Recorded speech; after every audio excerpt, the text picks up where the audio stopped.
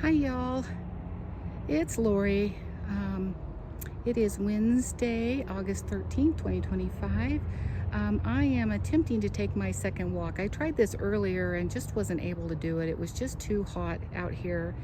And as you can see, it is really smoky. You can barely see the front range. It actually looks better than it did this morning.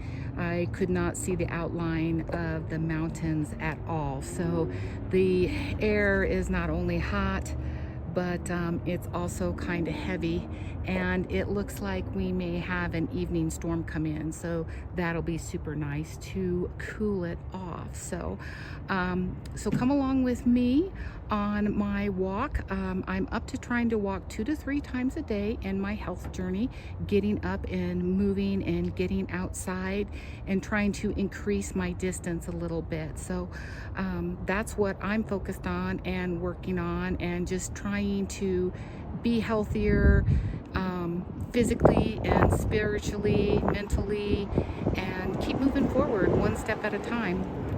One thing I want to do though is I want to take a quick moment and give a very heartfelt shout out to my girl Texas Regina.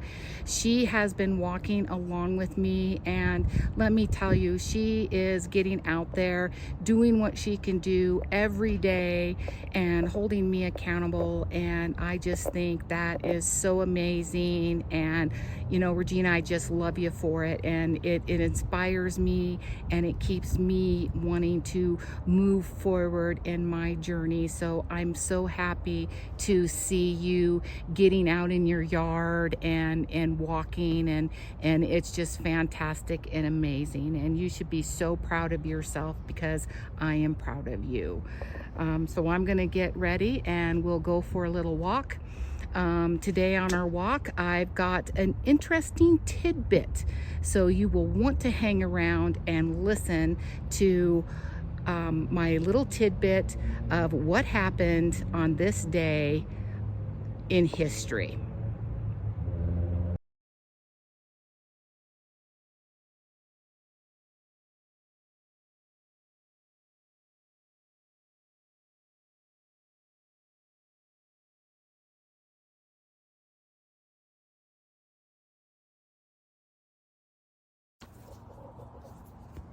All right, are you guys ready to get into it? So I thought it would be interesting to kind of look online and see if there was anything that was interesting that happened on this day in history. And so one of the things that I found, which I thought was really cool, especially if you like cars, if you're into cars, was on this date, August 13th in 1941, Henry Ford showcased his plastic body car at a fair called the Dearborn Days. And so this car, supposedly, that he created was made entirely from plants. The car's body was supposedly a mix of straw and flax, which was held together with resins and soybean meal. The tires were made from a goldenrod latex, and its fuel was made from vegetable oil. So this whole concept of a vehicle made from plants and ran on plants, I thought was just so interesting. So a little bit more about it. So in the early 1940s, Henry Ford was experimenting with making these plastic parts for automobiles, and which resulted in what was described as a plastic car made from soybeans. This automobile never made it into Henry Ford's museum collections, but it still remains a good example of the ingenuity of that time. And, you know, why was he trying to make a soybean car? which is kind of interesting. So if you look back at the time frame of being in the 1940s, there was a steel shortage. The war was on, and they were needing all that metal and material for the war. And so it had really impacted the car industry. So that was one of the reasons that he wanted to try to build this car out of plants, due to this metal shortage because of the war. The other reasons is, of course, he was wanting to combine the fruits of industry with agriculture.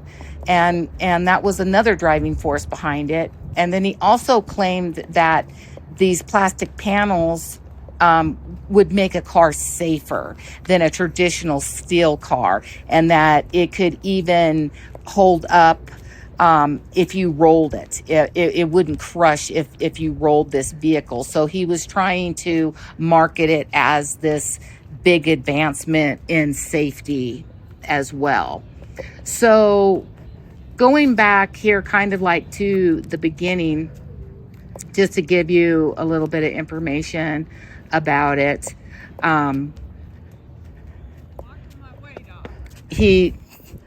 What this car was made of, the frame was made of a tubular steel that had 14 plastic panels attached to it.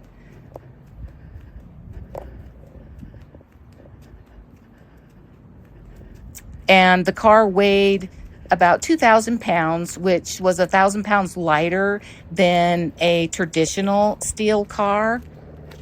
The exact ingredients of this plastic panels are unknown, because there is no record of this formula supposedly that exists today. It is believed that this formula was made up of ingredients including soybean, wheat, hemp, flax, and ramie. I'm not sure what that is. I'll have to look that up. I've never heard that word. I don't even know if I'm pronouncing it correctly. But the man who was actually pretty instrumental in creating this car was Lowell E. Overly. He states that it was soybean farm fiber in a resin with formaldehyde, and that's what he used to make this plastic panel. So when he started to come up with the idea to do this, he had actually hired a man by the name of Georgie from the styling department, is who he had put in charge of this project. But he was very dissatisfied with the work. So he ended up firing him and transferring the project to the soybean laboratory in Greenfield Village. And that's where Lowell Overly had taken over. And his training was in tool and die design. And then he also hired Robert Boyer, who was a chemist, to help Overly in coming up with this formula and this design. Which, when they asked, like, where is this car today? How come nobody's ever seen this vehicle? They stating that, according to Overly, that the car was destroyed by Georgie, that somehow he came in. I don't know whether it was retribution of being removed from the project or whatever, but that he had destroyed this vehicle. So that's why there are not any, that it is not in a museum somewhere today. So I'm not quite sure about that. Could that be possible? Yes, but who really knows? One of the interesting things, and it talks about too, is, so they made this first one, and according to Henry Ford, that you could hit this car with an axe and that the axe wouldn't even damage it. And so supposedly there's a famous picture of Henry Ford hitting a car with an axe, but it is stated that that is actually not this soybean car. That is actually his personal vehicle, that he had plastic put on the hood.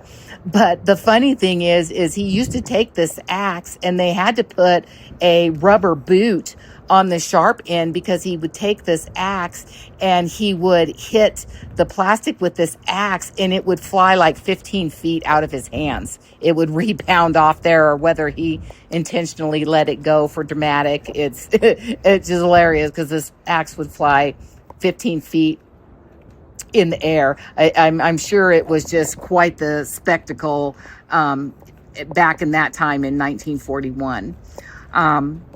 So why did this car never make it into production? Well, World War II had suspended all the auto production. And so that's why there was this plastic car experiment. There was a second unit that was in production at the time that the war broke out, but this project, it had been abandoned, because by the end of the war, the idea of a plastic car had fallen through, and due to, they were trying to bring back industry, and the war was over, and, men were coming home. And so they were really kind of turning and directing their energy back towards war recovery efforts. So it just fell off by the wayside, and basically never to be seen again. But it's something that's very interesting. If you like cars, Google it. There's a lot more information if you wanted to research about it. But I just thought, that was just hysterical, that in 1941, Henry Ford built a soybean car that ran on corn fuel, or that was a plant-based vehicle. So vegans would love it today. They should get that back out, try to find the design, try to replicate this formula, and basically make a vegetable car. I think that would just be the funniest thing ever. So I really hope you enjoyed listening to my story on what happened this day in history.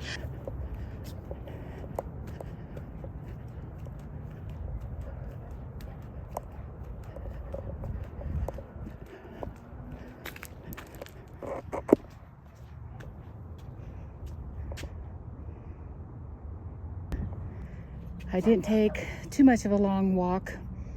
Well, air is very heavy and dry, and so the back of my throat's feeling a little raw from the smoke. But thank you all so much for joining me and letting me join you on your journeys to getting back to better health and rediscovering yourself, and just overall feeling better. I think it's so important that we have a good support system, and sometimes you may not have anybody around. I'm alone most of the time, and so you all are a very great help to me. So please like and subscribe, ring that bell, continuing to help me grow my platform.